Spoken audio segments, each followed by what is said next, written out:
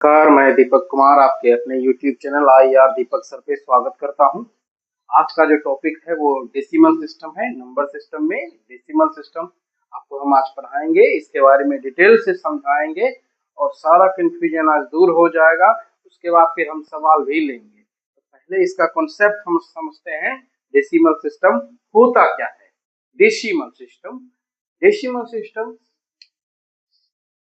अर्थात दशमलव प्रणाली, इसका हिंदी क्या होता है? दशमलव प्रणाली। दशमलव प्रणाली से इसीलिए बोलते हैं क्योंकि इसका जो बेस होता है वो 0 1 2 3 4 5 6 7 8 5 6 7 8 9, देखिए कितने अंक हैं। अब हमने पढ़ाया था पार्ट 1 में ही, अंक के बारे में डिटेल किया था। और तो ये तो शायद, हाँ, ये 25वां पार्ट है नंबर सिस्टम का। तो ये देखिए बेस इसका कितना है? 10 डिजिट है हमारे पास, इसीलिए दशमलव प्रणाली कहा जाता है इसको। कि बेस कितना है इसका? 0 से लेके 9 तक जो अंक है ये बेस है, कुल मिला के 10 हो जाता है, इसीलिए इसको डेसिमल सिस्टम कहेंगे। और दशमलव प्रणाली को समझने से पहले एक चीज और देख लेते हैं, वो है आपका फेस वैल्यू। ठीक है, फेस वैल्यू और प्लेस वैल्यू, ये सब चीजों को भी हम डिटेल करेंगे, देखेंगे। फेस वैल्यू क्या होता है? कोई भी जब हम नंबर लिखते हैं, जैसे मान लीजिए 5 1 2 4 7 लिखे हैं, तो इसमें 7 का फेस वैल्यू क्या है? 7 ही है। अर्थात जो डिजिट है वही उसका फेस वैल्यू है, जो डिजिट है वही उसका फेस वैल्यू है। जैसे 5 है तो 5 का फेस वैल्यू क्या होगा? 5 ही होगा। 1 का फेस वैल्यू क्या होगा? 1 होगा। 2 का फेस वैल्यू क्या होगा? 2 ही होगा। जो अंक है वही उसका फेस वैल्यू होगा। लेकिन प्लेस वैल्यू अर्थात स्थानीय मान, ठीक है, प्लेस वैल्यू क्या होगा? अलग अलग हो जाएगा। प्लेस वैल्यू क्या हो जाएगा? अलग अलग हो जाएगा। प्लेस वैल्यू क्या होगा? अलग अलग हो जाएगा। जैसे देखिए 3 2 1 4, हम अगर ये कहें कि इसमें 4 का फेस वैल्यू क्या है? 4 का फेस वैल्यू क्या है? तो 4, ठीक है। और 4 का प्लेस वैल्यू क्या है? तो 4 ही है। 1 का फेस वैल्यू क्या है? 1, लेकिन प्लेस वैल्यू क्या है? प्लेस वैल्यू क्या है? 10, ठीक है। 2 का क्या है? फेस वैल्यू क्या हुआ? 2, और इसका प्लेस वैल्यू क्या हो जाएगा? 200, ठीक है। इकाई, इकाई मीन्स 1 से मल्टीप्लाई करेंगे, 10 पर पावर 0, दहाई, सैकड़ा, हजार, ठीक है। तो इकाई 1 से मल्टीप्लाई होगा, 4 गुना 1 4 ही हो गया इसका स्थानीय मान। अर्थात प्लेस वैल्यू 1 का इकाई दहाई, दहाई मीन्स 10 से गुना, तो 1 गुने 10 10 हो गया। इस 1 का प्लेस वैल्यू क्या हो गया? 10, और इस 2 का क्या हो जाएगा? इकाई दहाई सैकड़ा, 100 से गुना हो जाएगा, तो क्या हो गया? 200, ठीक है। लेकिन इसका फेस वैल्यू क्या होगा? 2 ही होगा। प्लेस वैल्यू क्या हुआ इसका? 3 का प्लेस वैल्यू क्या हो जाएगा? 3000 हो जाएगा, ठीक है। और फेस वैल्यू 3 ही रहेगा। ये बातें समझ में आ गई आपको? चलिए एक चीज और हम क्लियर आपको कर दें। जैसे मान लीजिए दशमलव के बाद है, जैसे 25.12 है, ऐसा है। अगर हम यहाँ आपको पूछे कि दो का इस 2 का प्लेस वैल्यू क्या होगा, इस 2 का प्लेस वैल्यू क्या होगा, तो आप क्या बताएंगे? देखिए ये जो पॉइंट है ना, ये जो दशमलव है, दशमलव के इधर तो आपको अभी हमने समझाया, विदाउट दशमलव बोला तो आपको समझाया। जैसे यहाँ पे इस 2 का प्लेस वैल्यू क्या हो जाएगा? इकाई दहाई 20 हो गया, ठीक है। इस 2 का प्लेस वैल्यू क्या हो जाएगा? 20, और इस 5 का प्लेस वैल्यू क्या हो जाएगा? 5। लेकिन अब दशमलव के दाईं ओर चलते हैं, इधर में प्लेस वैल्यू क्या हो जाता है? इधर में प्लेस वैल्यू कैसे निकालते हैं? देखिए 2 का प्लेस वैल्यू दशमलव के कितने अंकों के बाद है? 1 2, तो अर्थात 2/100, ठीक है। इसका प्लेस वैल्यू क्या आ जाएगा? 0.02, और इस 1 का पहले वैल्यू क्या हो जाएगा, दशमलव के कितने अंक हैं, 1, तो 1/10 अर्थात 0.1। ठीक है, तो इतना सा आप समझिए, पहले वैल्यू, बेस वैल्यू। ठीक है, और बेस क्या हुआ, अब हम आते हैं डेसिमल सिस्टम पे। दशमलव प्रणाली, इसका बेस क्या होता है, 0 से लेके 9 तक जो अंक है वो इसका बेस है। ठीक है, ये डेसिमल सिस्टम दो प्रकार के होते हैं, एक टर्मिनेटिंग और एक नॉन टर्मिनेटिंग। टर्मिनेटिंग मीन्स शांत दशमलव, टर्मिनेटिंग मीन्स शांत दशमलव, और नॉन टर्मिनेटिंग मीन्स अशांत दशमलव। शांत दशमलव नहीं आ रहा है समझ में, चलिए समझाते हैं। शांत दशमलव वो होता है जब हम किसी चीज को भाग देते हैं ना, वो क्या होगा कि 1 अंक के बाद, दशमलव के 1 अंक के बाद, 2 अंक के बाद, 3 अंक के बाद, जब वो पूरा पूरा कट जाए, पूरा पूरा भाग लग जाए, उसके बाद शेष कुछ नहीं बचे, अब भाग देने की जरूरत नहीं पड़े, तो उसको हम कहते हैं शांत दशमलव। जैसे देखिए, अगर हम आपको कहें कि 7 में आप 4 से भाग दीजिए, 7 में आप 4 से भाग दीजिए। अगर आप 7 में 4 से भाग देंगे तो कैसे भाग देंगे, आप कहेंगे कि जी सर 4 1 का 4 होगा, यहाँ पे 3 उतर जाएगा।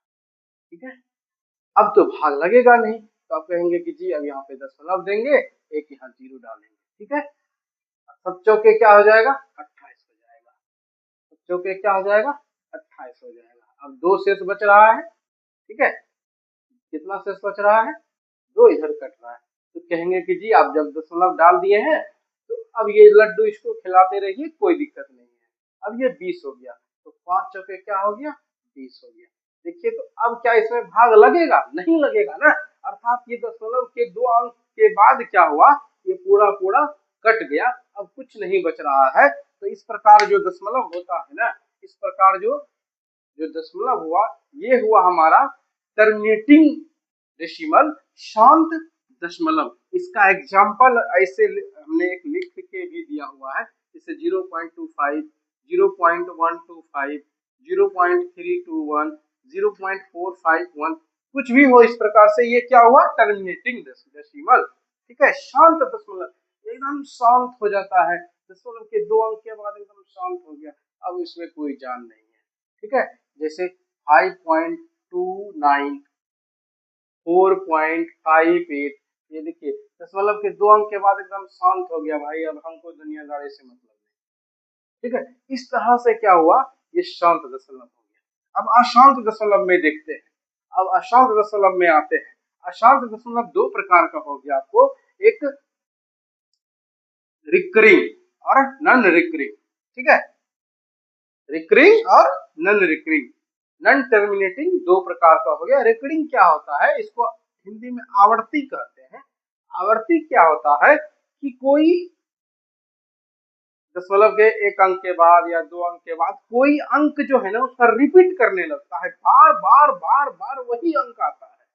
जैसे देखिए, ये 0.33 लिखा हुआ है, डॉट डॉट डॉट डॉट, इसको पढ़ते हैं and show on, and show on. ठीक है, तो ये क्या हुआ, जैसे 0.333333 ऐसे करके लिखा हुआ है, तो ये हुआ 0.333, मतलब इसको पढ़ेंगे एंड, ये जो डॉट डॉट देके छोड़ते हैं ना, इसको पढ़ेंगे and show on, and show on.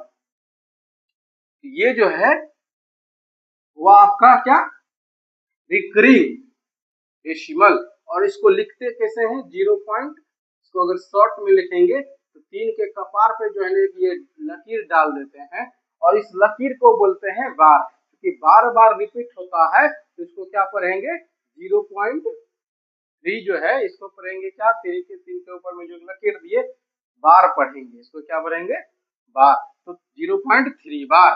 ठीक है, तो इसका मतलब क्या हुआ भाई, 0.3 जो है ना, मनमना एकदम चलते रहेगा, चलते रहेगा, अंत होने वाला नहीं है। लेकिन इसमें खासियत क्या है कि अंक का रिपीट हो रहा है, एक ही अंक चल रहा है, एक ही अंक चल रहा है, तो ये हो गया आपका आवर्ती। और समझिए, जैसे है ऐसा लिखा हुआ 0.121 सॉरी 125 ऐसा है। तो इसका मतलब क्या हुआ, इसका मतलब हुआ मेरे भाई 0.125 ये 125 छूटेगा नहीं, आते रहेगा आते रहेगा आते रहेगा आते रहेगा आते रहेगा। यही हुआ आवर्ती, ठीक है, यही हुआ आवर्ती दशमलव, ठीक है, यही क्या हुआ आवर्ती दशमलव। इसको क्या पढ़ेंगे हम 0.125 बार, ठीक है। ये कपार पे जिसके लग जाएगा, ये लकीर खिंचा जाएगा, वो क्या हो गया आपका रिकरिंग डेसिमल, ठीक है, non terminating recurring decimal. Okay, अब देखिए अनावर्ती नॉन रिकरिंग, नॉन टर्मिनेटिंग तो है ही और नॉन रिकरिंग भी है, ठीक है, NTNR, ठीक है।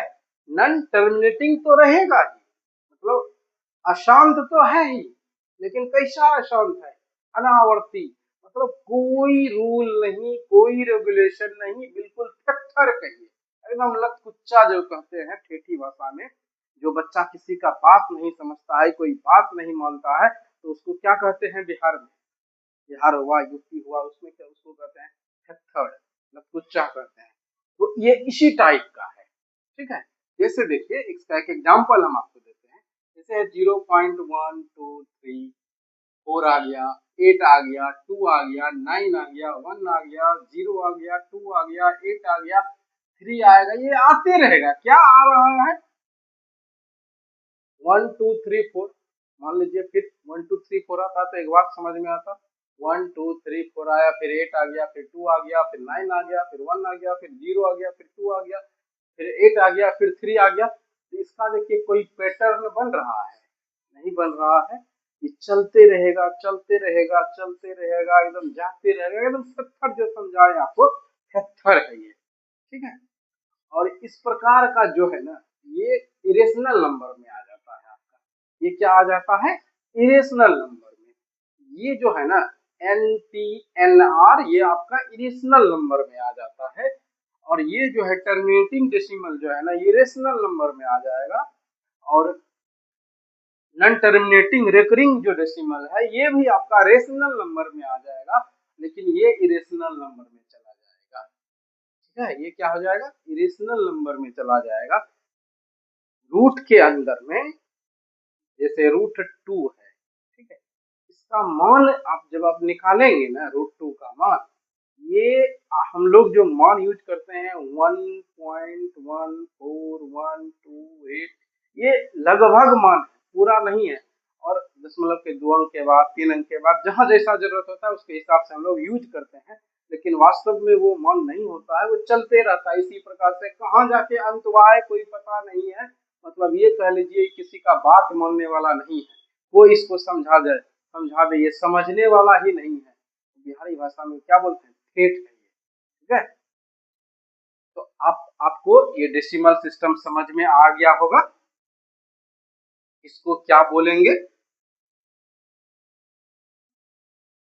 अब इस पे हम कुछ सवाल से भी आपको समझाएंगे, ये तो थ्योरी रहा। चलिए पहले वैल्यू समझा दिया आपको, फेस वैल्यू समझा दिए, डेसिमल क्या होता है ये भी आपको समझ में आ गया होगा। अब जैसे देखिए सवाल क्या रहेगा कि 0.3 है, इस पे बार लगा हुआ है 0.3 बार, ठीक है, इसको भिन्न में बदलिए, वो भिन्न में बदलना है, इसको भिन्न में कैसे बदलते हैं वो आपको हम समझाते हैं। देखिए एग्जाम और व्यू से ये सब सवाल बहुत इंपॉर्टेंट होते हैं, अगर आपका कॉन्सेप्ट क्लियर नहीं होता है तो आप एग्जामिनर के जाल में फंस जाएंगे, अगर आपका कॉन्सेप्ट क्लियर है तो किसी भी प्रकार से जाल फेंकेगा आप नहीं फंसेंगे, आप इत्मीनान से सीखिए। देखिए 0.3 बार, इसको दशमलव में कैसे बदलेंगे, बिल्कुल सिंपल सा इसका फंडा है, बिल्कुल सिंपल सा फंडा है। ये कितने अंक पे ये बार लगा हुआ है, तो आप कहेंगे कि जी एक अंक है मात्र 3, तो अगर एक अंक पे बार लगा हुआ है, अगर एक अंक पे बार लगा हुआ है तो नीचे में 1 और 9 दे दीजिए, तो अर्थात ये हो गया 3/9। आप इसको जब सिंपल फॉर्म में लिखेंगे तो ये क्या हो जाएगा 1/3। ठीक है, जैसे देखिए हम इसको डिटेल में भी आपको समझाएंगे, ऐसा हम लोग क्यों डाल दिए, ऐसे नहीं है कि बस डाल दिए, वो भी आपको हम सिखाएंगे। 0 जैसे 5 पे बार लिखा हुआ है तो इसका मतलब क्या हुआ कि 5/9। 0.7 पे बार लिखा हुआ है तो इसका मतलब हुआ 7/9। बात समझ में आ रहा है? क्या करेंगे, बार हटाएंगे, दशमलव हटाएंगे, नीचे में जितने अंक पे है बार उतना 9 लिख देंगे। जैसे एक अंक पे है तो एगो 9 लिख दिए। अब जैसे मान लीजिए 0.12 पे इस पे बार लगा हुआ है, इसको कैसे लिखेंगे, तो इसको हम लिखेंगे 1 2, 2 अंक पे बार लगा हुआ है तो नीचे में 2 को 9 दे देंगे, 3 से कट रहा है, 3 चौके 12, 33 या 99, तो अर्थात ये हो गया 4/33। अगर मान लीजिए 3 अंक के बाद बार लगा हुआ है तो इसको हम क्या लिखेंगे 135/999। समझ में आ रहा है बात? इस तरह से फिर क्या करेंगे, हम इसको सोल्व करेंगे, सिंपल फॉर्म में लिखेंगे, लोवेस्ट फॉर्म में लिखेंगे। ओके, अब ये 9 क्यों लगाते हैं इस चीज को हम आपको डिटेल में समझा देते हैं, फिर उसके बाद अगला टाइप का सवाल देखते हैं। देखिए ये 0.3 जो लिखा हुआ है ना,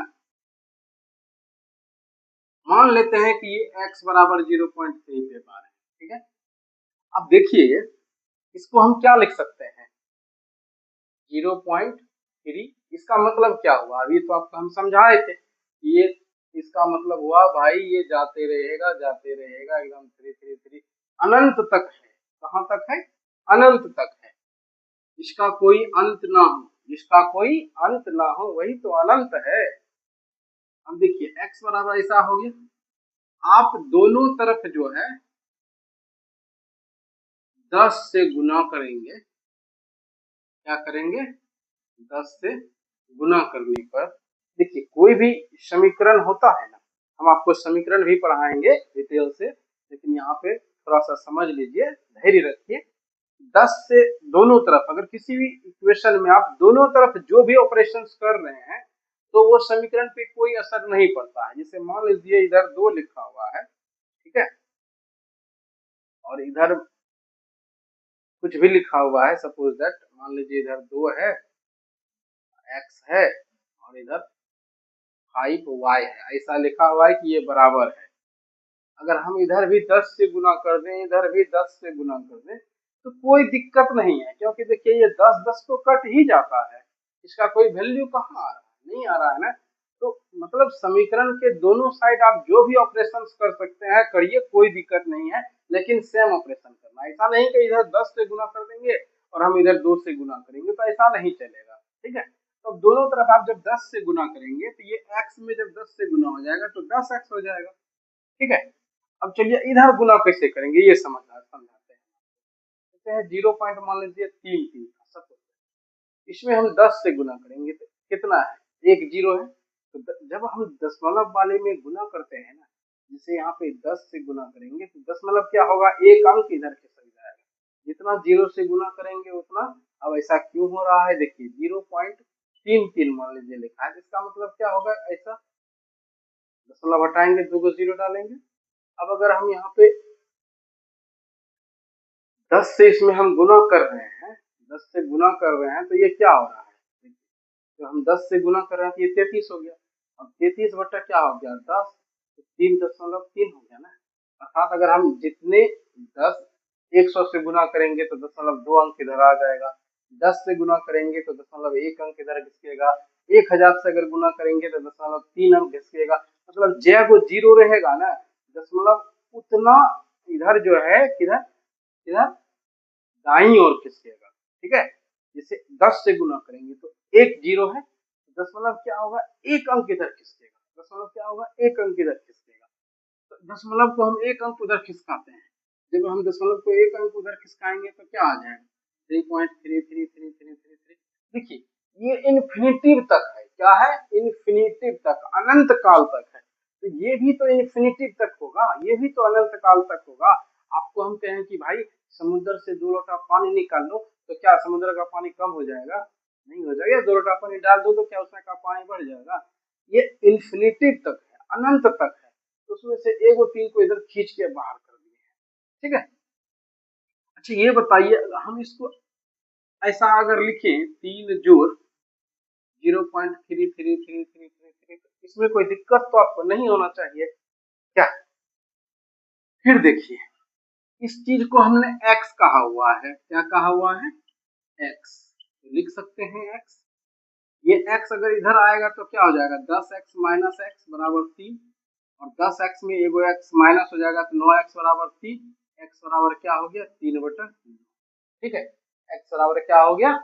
3/9। इसी को तो हमने शॉर्टकट में आपको समझाया था कि बंधुओं, ये आपको क्या करना है, जितने अंक पे ये बार लगा हुआ है उतना 9 आपको नीचे में डाल देना है। जैसे 3 पे ही बार लगा हुआ है, एक अंक पे बार लगा हुआ है, तो ये नीचे में 9 डाल देंगे। ये हो गया भिन्न के रूप में 3/9। इसको क्या करेंगे? लोवेस्ट फॉर्म में लिख देंगे, 1/3 आंसर हो गया। ठीक है, कोई दिक्कत इसको समझने में नहीं रहा होगा?